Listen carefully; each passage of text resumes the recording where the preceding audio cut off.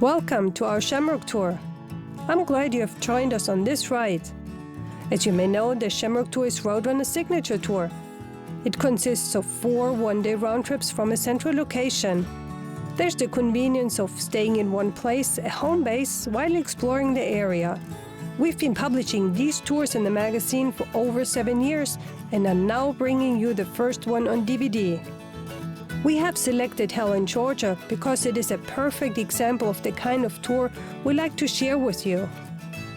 Along the way, we meet interesting people, travel through picturesque towns, experience beautiful scenery, and seek out places of interest. Of course, all of this on roads we've mapped out earlier in search of the utmost riding enjoyment. Let me introduce our team. I'm Christa Neuhauser, the publisher of RoadRUNNER magazine. Also writing is senior editor Chris Myers and contributing writer Neale Bayly. After all the planning and research, we can't wait to get on our motorcycles and start the ride.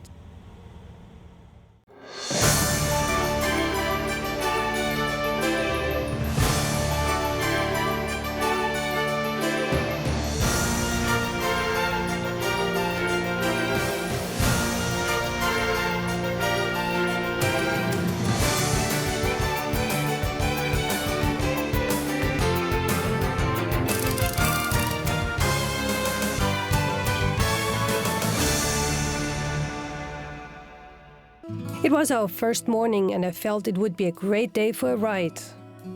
In keeping with RoadRUNNER's philosophy that as long as you have 2 wheels and a motor you can go on tour, we're here with 3 different motorcycles. In fact, we have a touring bike, a cruising bike and a sport bike. I'm riding the Honda ST1300, Chris is on the Harley-Davidson Night Rod and Neale rides the BMW K1200R Sport.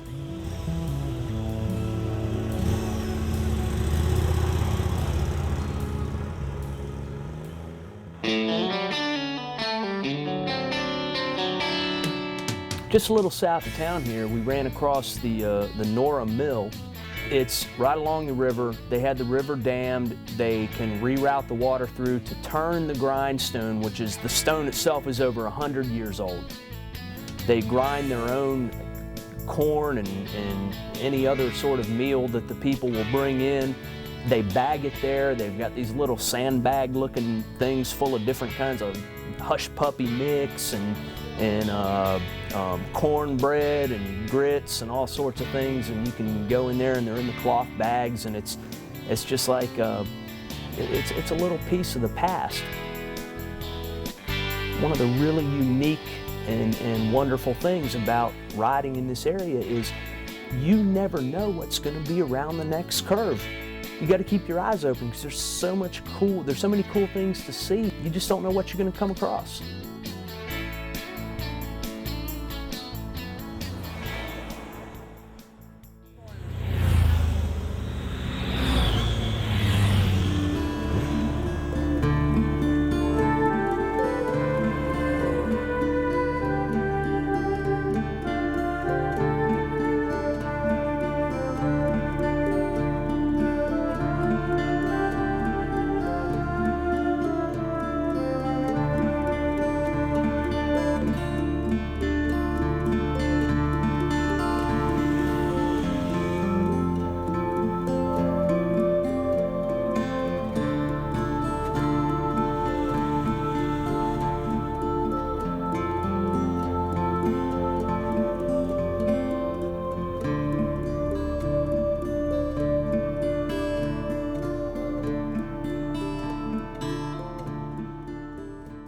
The best of the day for me, I think, was coming down and stopping at Mark of the Potter.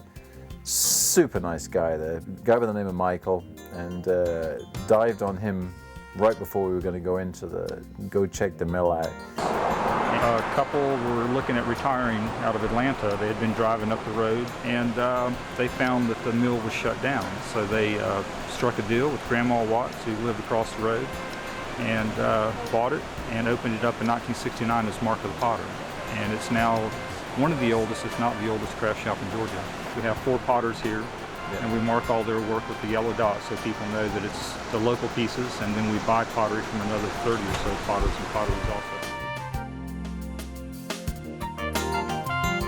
I watched her working the clay. At first I thought she was making an ashtray, but it turned out to be a mug. I was amazed how quickly and yet smoothly it took shape. You might think that being up here in rural Georgia, tucked away in the mountains, that they might feel isolated, but the world comes to them. They meet people from all over the world that come to buy their pottery and come to look at the arts and crafts that they deal in. And that was just, that was a highlight of the day today, definitely. Probably a little bit of luck too.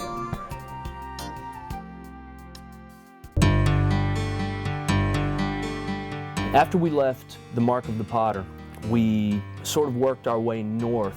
I was leading the way at the time. I had a map that had a really neat little gray squiggly line going off to the right that did not have a name and it did not have a number. And finally it came out at Route 28, which was the road we wanted to head up to Highlands.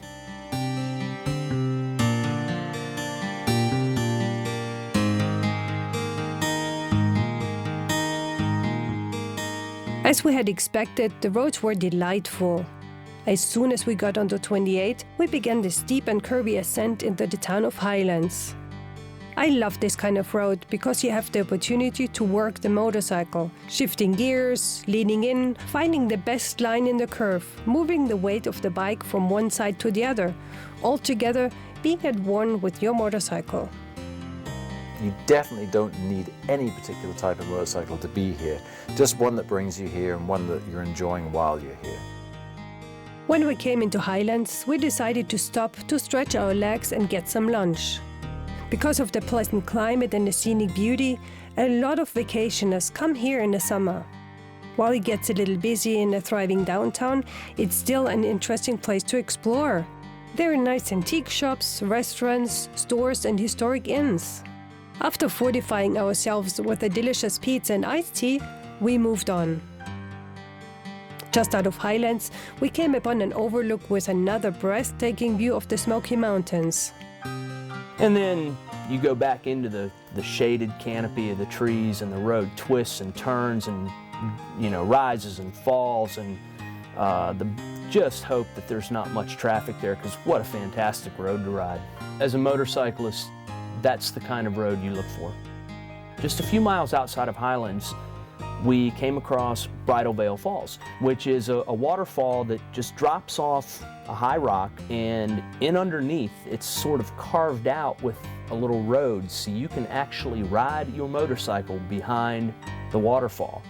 And on those really hot days, which I've had a few up there, it's nice to actually go and stand under the waterfall. That's a unique experience because that water's cold.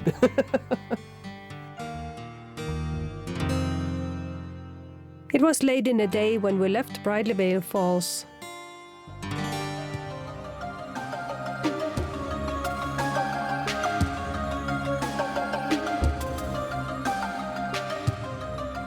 As we made our way back to Helen, we rode through Unicoi State Park. We couldn't resist pulling over and sitting in the grass for a few moments, enjoying the view of the mountains as they were reflected in Lake Unicoi. What a really peaceful and serene ending for our first day.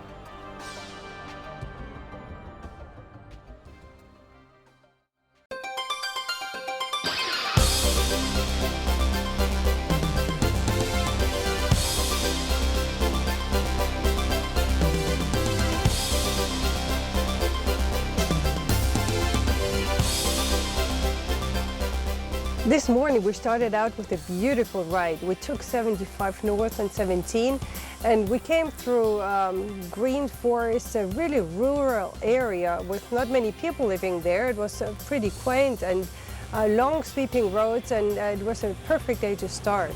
By looking at the map, you wouldn't think there was going to be much of a road there, but once we got up in the mountains, boy, it turned into one heck of a roller coaster ride, up, down, and all around.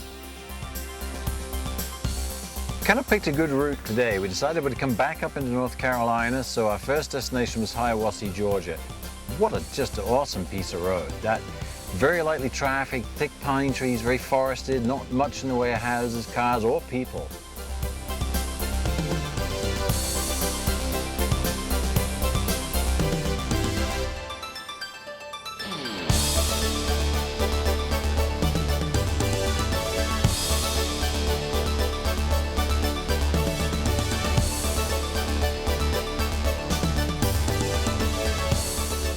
Nice little bits of 4-lane when it got real tight. Just one of those motorcyclist delights again, and a road I've never ridden on, a road I would thoroughly recommend. Helen to HIAWASSEE, that is a little gem.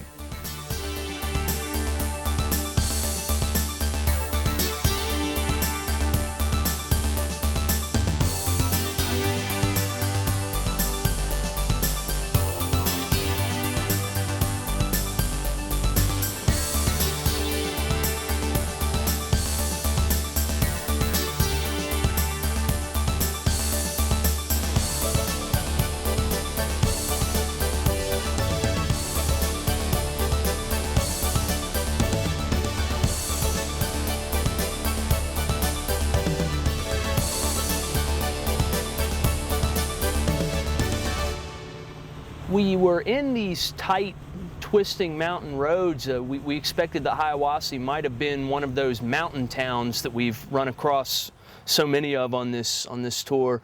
But as it turns out, it was a lake town, almost a resort town on this lake that just seemed to sprawl out. Everywhere we looked, there just seemed to be fingers of water running across the land. You could tell that this is a vacationer's paradise.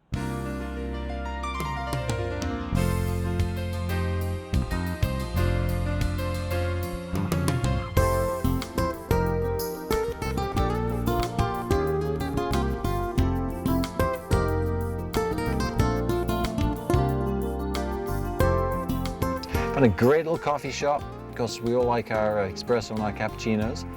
So just one of those, good moment to stop, debrief, look at the map, talk about the ride we already had, which was just a stunner right out the get-go this morning. A little caffeine? Yeah, we can need that, for the road. And we never pass by a coffee house, so how can we, especially as Austrians, we have to stop for coffee. That's the nice thing about vacation towns, because when you roll in, you can get just about anything you want.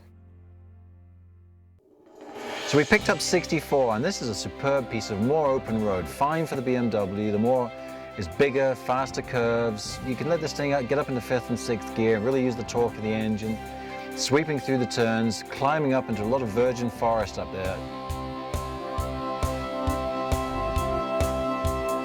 Cresting the top of the mountains, there's this beautiful overlook where you can see these sweeping vistas down, and you can see the road all the way down into Franklin. That lovely hazy, layered, cloudy thing. Once you've been to the Smoky Mountains, I think you'll always come back. There's just nothing is peaceful, nothing is tranquil. It's just that soft colors of the mountains as they fade away into the distance.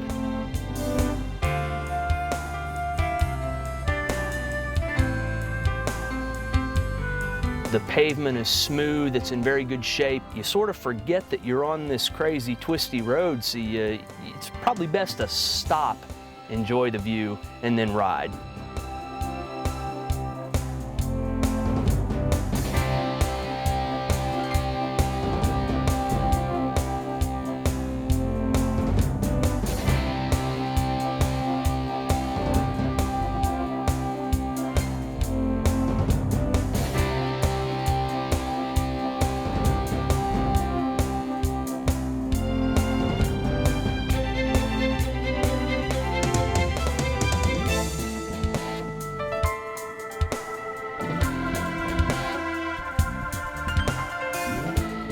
We pretty much went right through Franklin. We would have liked to have stopped, but time wasn't working with us this morning. So we hit 441. Normally, we don't advocate riding on 4 lanes, but this one is a little bit different. It's an older highway, so the neat thing about it is you're gonna see some of those little roadside gems that you don't normally see on your average 4 lane.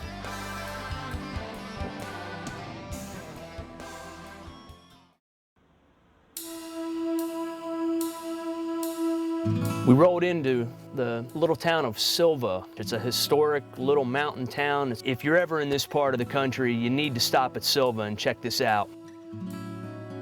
We had a really good lunch, nice, fresh, wholesome sandwiches at Annie's Bakery in Silva. There's a little bit of everything in these small towns. You just have to keep your eyes open to find it.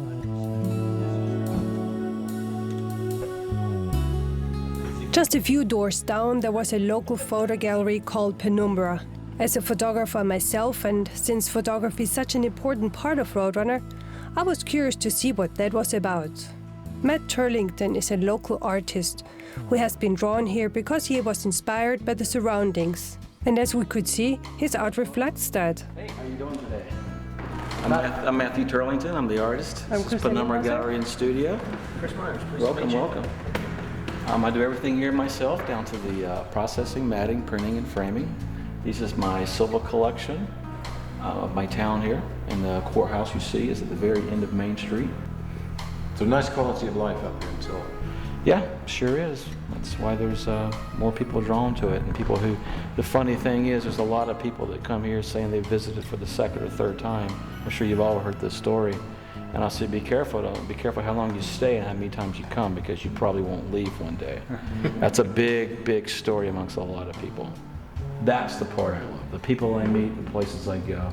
It's not really about the final product, it's about the adventure. I hope they sell the final project and give me money so I can go back out there and do it again. So. Seems to be very inspiring here then. Yeah. Yeah, it does. It's good for your heart, good for your soul. It really is. Cool. All right, thanks for coming by. Thank you very much. Thank you very much. On your adventure. Thank you very much. Right? Nice to meet you. Stop in when you're back this way. Please, thank you. Thanks a lot.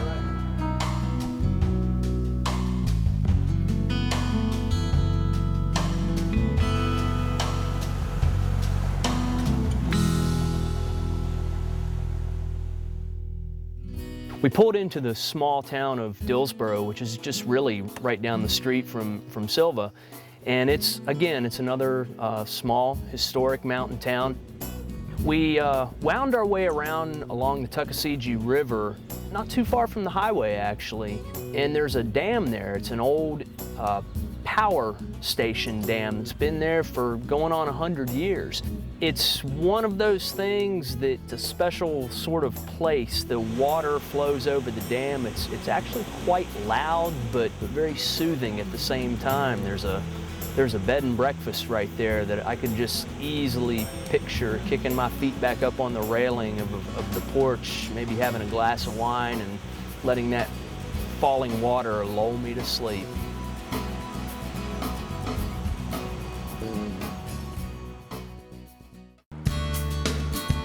Route 28, heading back south toward Franklin. It's very lightly trafficked. Not a lot of people seem to know it or use it. I think the majority of people, if they're coming out of Franklin, will use 441 that we took this morning. Route 28 was a fun road because of all its twisties. All three of us had a blast riding these tight curves. The Harley-Davidson night rod that I'm riding is it's a very nice bike to ride in just about every situation, but I think I've sort of squared off these foot pegs. The asphalt tends to come up at you a little bit quick when these corners get sharp, but it's fun, it's fun. You just keep the bike within its limits and it'll take good care of you.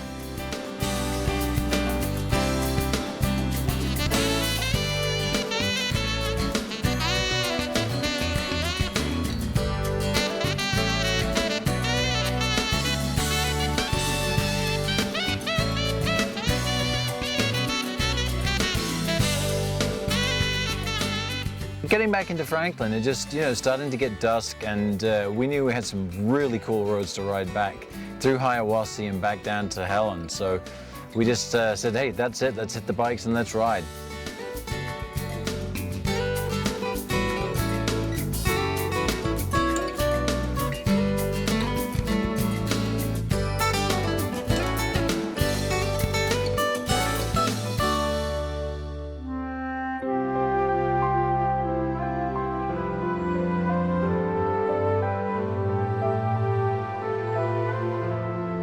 There's something about the old-fashioned values here.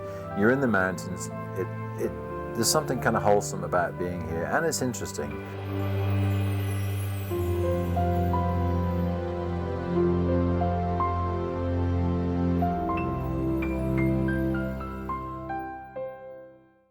So day 3 on the tour, and it's kind of the midway point of the tour. And one of the things I thought this morning waking up is, how are we just going to find better roads than the last 2 days? It's sort of like, I hope it's not going to be a disappointment today when we've just ridden on some of these incredible roads, and day 3 didn't disappoint.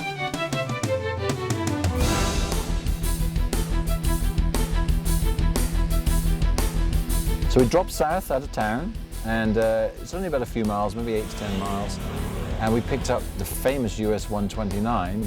Which is, of course, the road that eventually leads to Deal's Gap and Tail of the Dragon. And before you get there, I can vouch for the fact that Route 129 is a darn nice road to ride on, dragon or no. This part of 129 really lived up to its reputation as one of the most exciting roads in the south. The road snaked up and down the mountain, one turn after another. Just when you think it will end, there's yet another turn that takes your breath away. Another bonus is that the road is very well paved and in excellent condition. We could fully enjoy all that motorcycle riding has to offer, leaning in the turns and sweeping through the curves. The setting was perfect as we were chasing the twisties through the forest.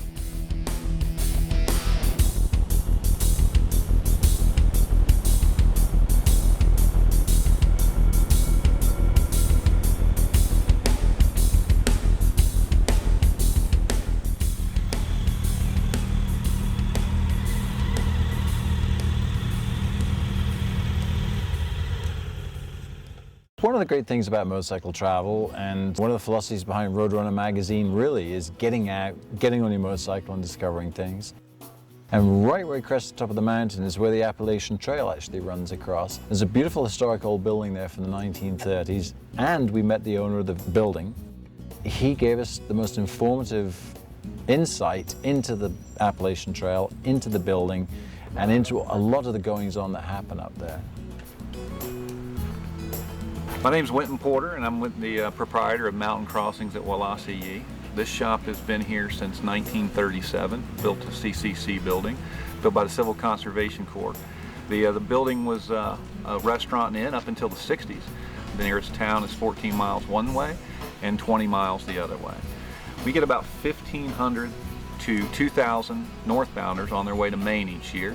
We're at mile marker 30.7.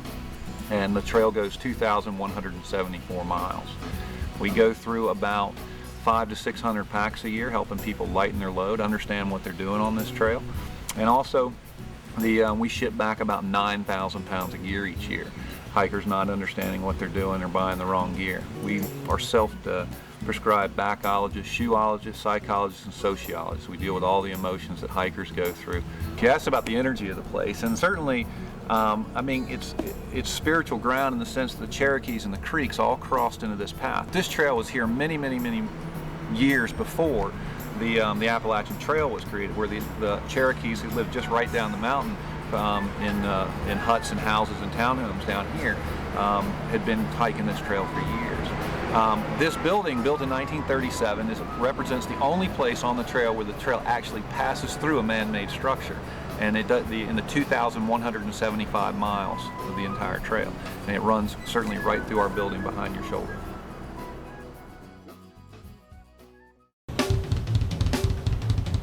We pulled out of the mountain crossings and just immediately felt like we were dropping off the edge of the earth. The road wound and twisted down, and again we had lots of room to work the bikes. It was an excellent downhill ride. Here we are on a piece of road, to me, that's as beautiful and as fun and as challenging, and probably a little easier than the Dragon with the passing places. And we sort of had this whole place to ourselves. Riding in the mountains is a challenge because the weather is so unpredictable.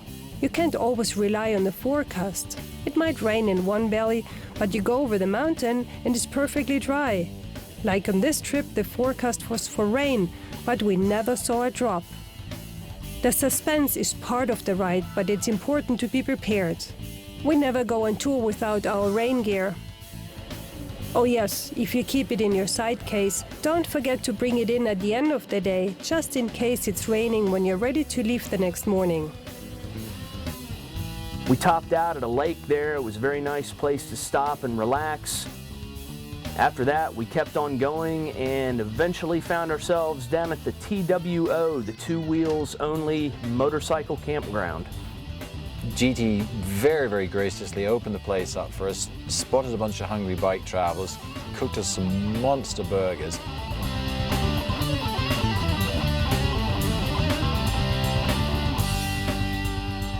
Yeah, no, it's so great to finally meet you. I mean, we were talking on the phone several times, and as we were in the area, we definitely had to stop by and say hello and meet in person. How many people would you normally have here on a weekend? A nice weekend, you can get anywhere from 200 to 400 a day. Wow. On a day. Really? The That's parking amazing. lot outside will be full. Yeah. They'll be double parked. They'll be parking up on the road. They'll be parking in the campground because there's no place to park in the parking lot. Really? And would they stay overnight as well? So they would stay here for the weekend, maybe? Overnight, we probably get around 30 to 50 people overnight on a nice weekend. Is this just a campground, or do you have cabins as well? Well, it's a campground. We have a lodge upstairs. Okay. Back in the 80s, a lot of campgrounds, resorts frowned on if you had a motorcycle. They didn't want you in. And there's still a few places around that I'll tell you to take a hike if you got a bike. So it's kind of the antithesis to that. So you have to be on a bike if you want to stay or play here. The place was originally a restaurant called Granny's Farmhouse. And that's where the old antique stuff that's on the walls comes from. And then as it became a motorcycle resort later, motorcycle memorabilia started piling up. And we put on the walls. Sometimes customers come in, put on the walls, don't tell us. We walk out here and where'd that come from? How many rooms are in the lodge? Now we got 4 in the lodge. Okay. It's low season for us now. Peak is, we had 2 peaks in the year, in the springtime and in the fall. The fall probably is the larger of the two. We get a lot of riders up here. Vacation's over, kids are back in school, so that traffic's off the road. Leaf season hasn't started yet, so you don't have tourists from that, so you got the roads to yourself, and it's great riding. We get cruiser riders, we get dual sport riders, sport touring, a lot of sport bike riders on the weekend. Great. And it's you go out in that parking lot, and boy, it's a big, I don't know what you want to call it. It's just a great combination of motorcycles. Motorcycle salad. Mm-hmm. They all have one thing in common: they ride. Right. Thank you very much for your time. We're really happy to catch you on a quiet day, so you're not so busy. So you could tell us a little bit about the place here, and we definitely need to check out some of the collection you have here. Thank you very much. My pleasure having you guys here. Thank Thank you. Thank you.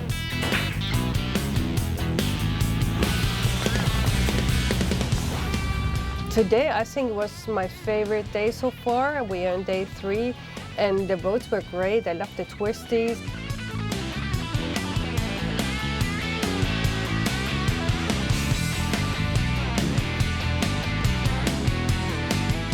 Eventually, we ended up in the historic city of DAHLONEGA here in North Georgia.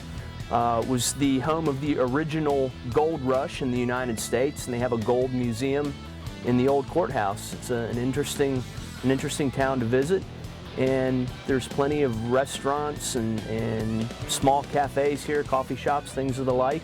It's a college town, so you can find just about anything you need here. People say the pace is slow in the mountains. That was not our experience today. In fact, the day just flew by, maybe because we were having such a great time riding.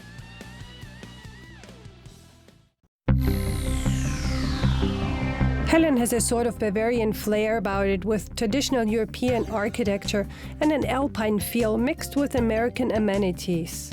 Most of the restaurant menus listed many German dishes, and we had to try them all. This is the type of environment that RoadRUNNER seeks out for the Shamrock Tours.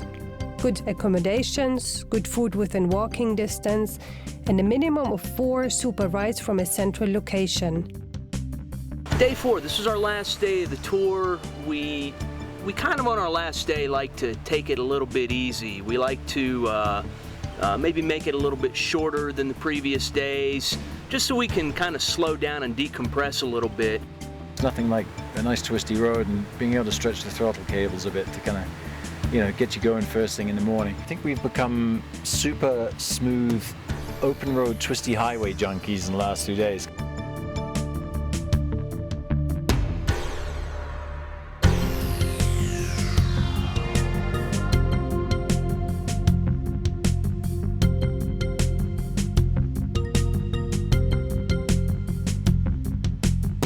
The last day is always a little bit special. It's bittersweet. While you're still enjoying the tour, it's almost over. At the beginning it seems endless because you haven't started it yet. The whole adventure is ahead. But one thing is for sure, you also know that there will be another tour, and this ending is just so that there can be another beginning.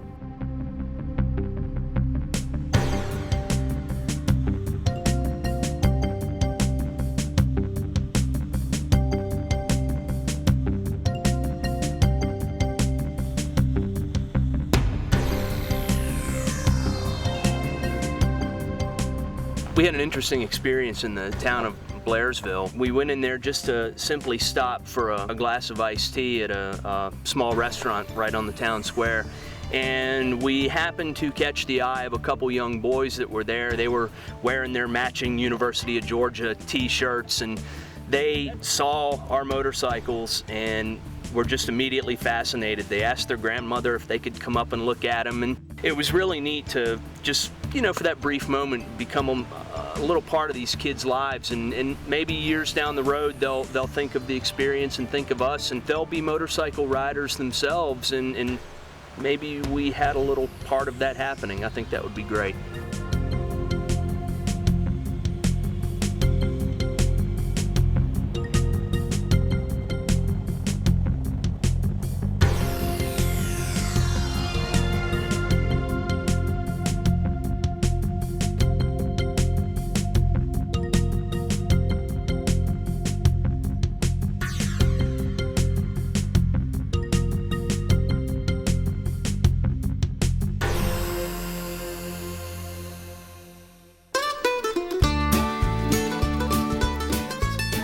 We rolled into the little town of Brasstown, and we found this quintessentially southern roadside stop called Clay's Corner. When you look over at Clay's, you see a giant wooden possum hanging above the door. Most places have a horseshoe or something like that. They have a giant possum. You see something like that, it's hard not to go in and see what's going on.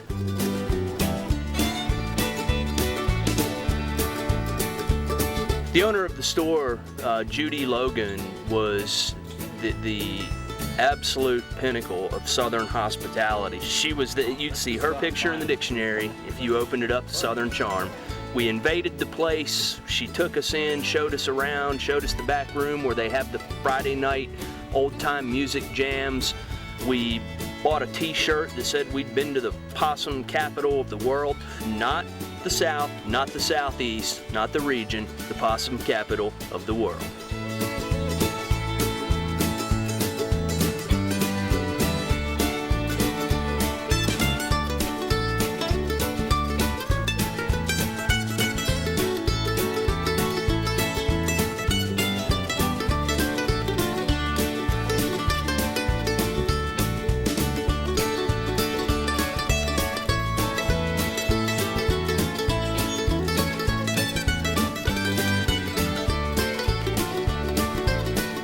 Clay's is famous for the possum drop.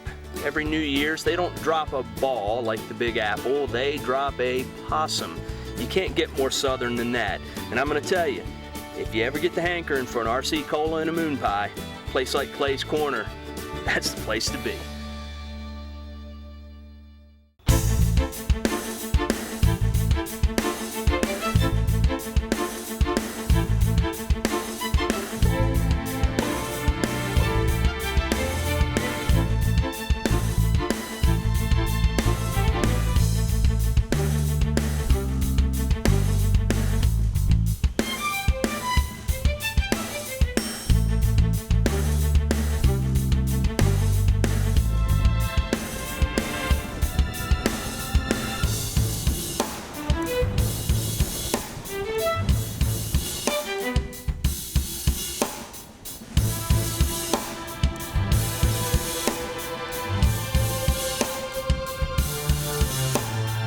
really think today, looking back, it made me realize, I mean, how much ground we've covered, how many people we've met, how much riding we've done. And it's going to be one of those things, we're going to go home and we're going to wake up in the next couple of days in our own towns, in our own houses, in our own beds, and people are going to say, hey, what did you do last week? And you're going to go, there's just no way that you could, there's no Reader's Digest version of what we've just done the past 4 days. Summing it up, fantastic riding, super nice southern people. Even to a point today, Chris was lying on the grass and we were all pulled over. Guy pulls over, you guys okay? Do you need any help? We're in a part of the country where people still have a little bit of time.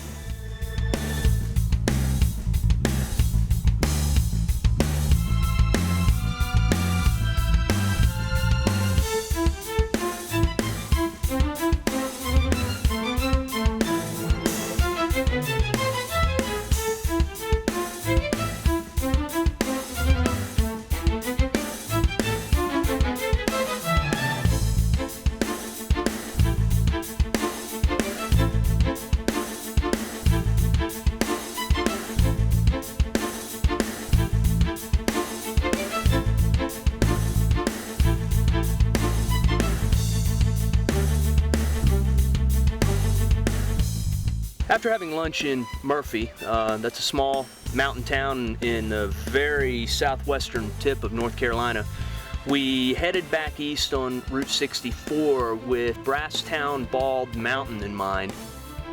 We wanted to go there because it's the highest point in the state of Georgia, some 4,700 feet, and it's a nice windy road through the woods. Once you're at the top, there's a large parking lot and you have a 10-minute hike to the very top of the mountain, or you can take a short bus ride.